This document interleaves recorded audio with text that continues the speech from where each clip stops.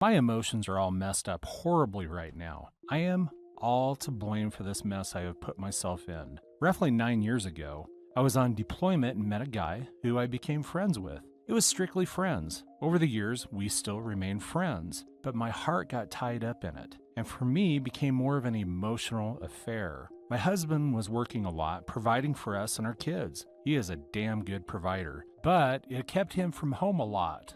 Probably more than I ever liked. Deep inside, I kept the secret that my heart was not fully my husband's, that there was this friend who had part of it for so many years. About 3 years ago, husband confronted me about the friendship, and it was obvious that the emotional affair was only one-sided. The other guy barely ever responds, and I was the one initiating the conversations, probably out of boredom and loneliness. I cut all contact after 2 years, preceding husband finding out about my feelings. I wanted to make our marriage work, but I still could not shake the feelings I had for the other guy. Other guy does not live in the same state as us, never has. Military has kept him all over the United States, but never in the same state. Last year, I got a message from him after not hearing from him for over 2 years. He had been going through a hard time, and I made a mistake of talking to him via internet and consoling him over his relationship loss. I again made another mistake, sent the said guy a birthday card with no return address. Just wanted to make sure he knew he was thought about because he was going through so much.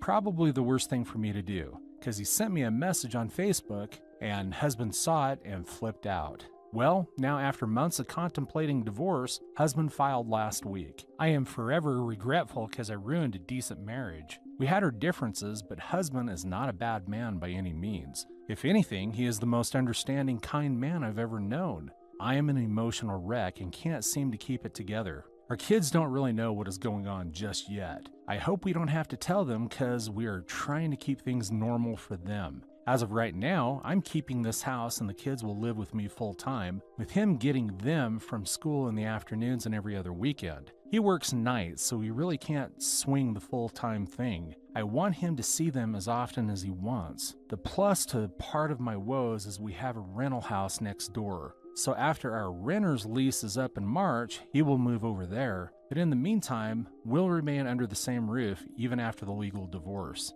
To make matters even more stressful, I'm in nursing school right now. 5 days a week, I'm in class. It's a hard program and fast-paced. I almost feel like quitting to get a job because I don't know how I'm going to manage. Husband keeps saying things will be fine. He is making sure we are both financially set up and won't fail. We have very little debt and already agreed what we do have will pay off at tax time. I have not worked in 7 years, so we'll need to get a job ASAP once I get done with school so I can carry my own insurance. Today I got a letter from his attorney, and it was explaining how once the divorce is final, my health benefits are done. I have to either do COBRA or get my own. I panicked because I don't have a job yet, and he keeps telling me I don't need to get one. He and I are good friends still, husband and I. We actually sat by a campfire and talked like good old friends. He keeps reminding me that we are just too different for each other, that he wants us both to be happy. I tend to be very needy in regards to physical touch and affection, and he does not need it. Over the past few years, I've felt that we are no more than roommates, sleeping in different rooms. He says it's only because of his work hours. I realize I'm all to blame. If my heart had been 100% his all these years, and I had just been happy with the time we do get together, we would be fine. I'm a miserable mess and I'm trying really hard to stay positive, especially because he is all calm and not really making a huge deal out of it. But I feel 100% guilty for all this. Our kids deserve to have both of us in their lives full time, and I ruined our marriage. I ruined myself and my husband. Now all I have to look forward to is a divorce probably in the next 90 days and the stress of finishing nursing school, then moving on with my life. I realize I will get some bashing for being the wrong one in this, but I'm a wreck and admit my wrongs for the emotional affair. How do I get through this and not lose myself? Now for the top of advice.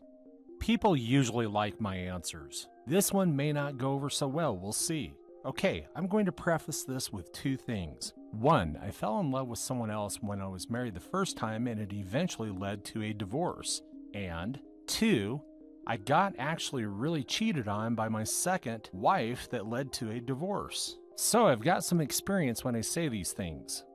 You did screw up, you did some things you shouldn't have, but it wouldn't have mattered even if you didn't. And at this point, you need to learn, you need to apologize if you feel you need to, and then you need to forgive yourself to move forward, but never quite enough to forget the lessons you've learned. But you also need to cut yourself some slack, and you need to give yourself some credit for everything you didn't do.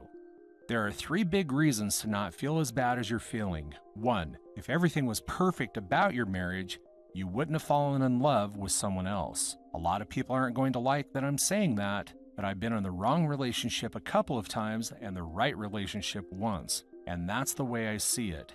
If 95% of your needs are being met, if 95% of the connection you want is there, if 95% of the beliefs and behaviors connect appropriately, you simply won't be capable of falling in love with someone else. It's totally possible to lust after someone else, even in the right marriage, but lust doesn't survive 2 years of complete lack of contact. What you did was fall in love, and that's only possible when you're not completely in love.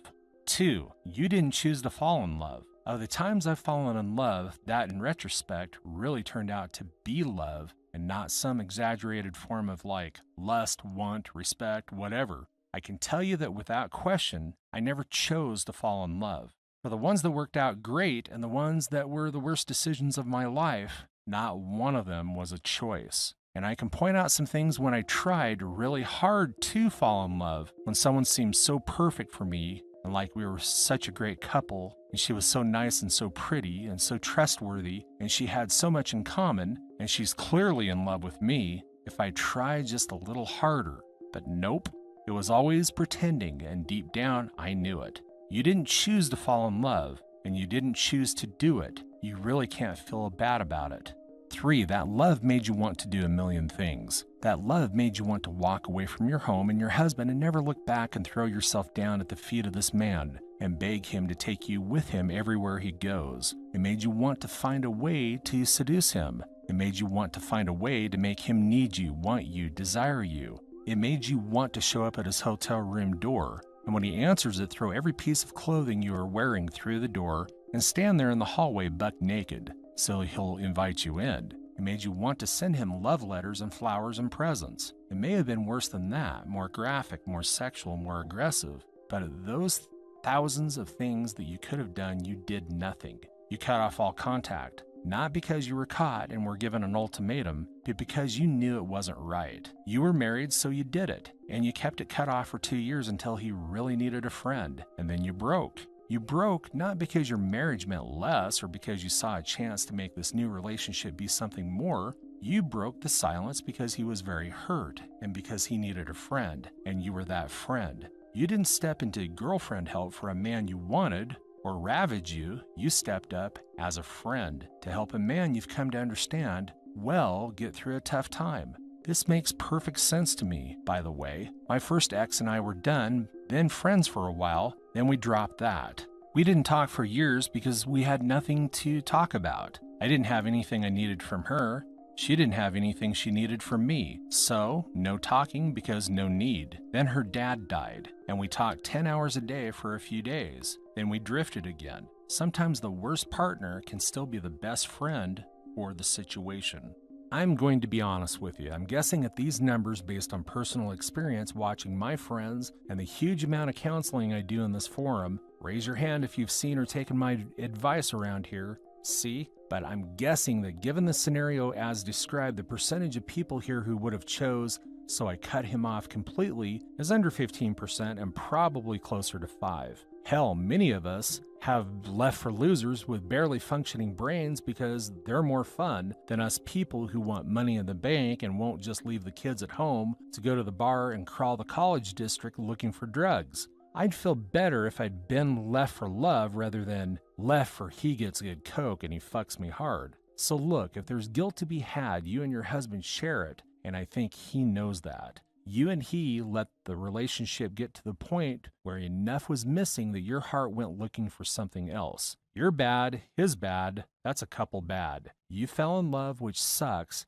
but it's not your fault. Then you did the best thing you could have possibly have done, but didn't fix anything because your marriage was still not where it needed to be. I'm going to go out on a limb here and say this, but I believe it with my whole heart, and I can quote Toby Keith lyrics if it'll help you convince you. Even if you'd never met this man, your marriage was going to end. It's not ending badly now. It would have ended badly then, but the reason your husband is being so nice about this and is willing to let you go is because he loves you and wants you to be happy, but also because he loves himself enough to know he deserves a partner who feels the way that you feel about this other dude. And given how you describe him, I think he can find that partner, and I think he'll be really happy. He also knows you could have cheated on him for real. I'm not trying to say emotional cheating isn't really cheating, because that's a big argument. But I'm going to say this: I've been cheated on in both regards, and they're not the same. One hurts because someone that was supposed to only love you has those feelings for someone else. The other hurts because someone you trust betrayed your trust, potentially exposed you to deadly diseases,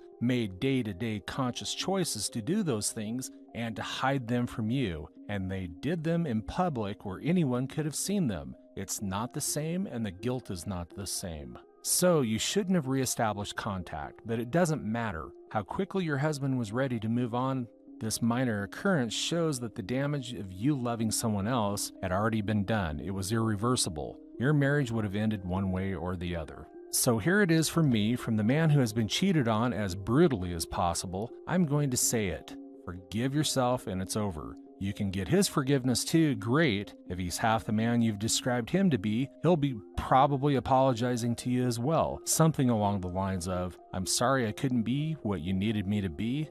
He knows what you didn't do. He knows you didn't do that because you did love him and your family. He'll recover, the kids will recover, and you will recover. And you'll all recover quickly because you fell in love and didn't chase it.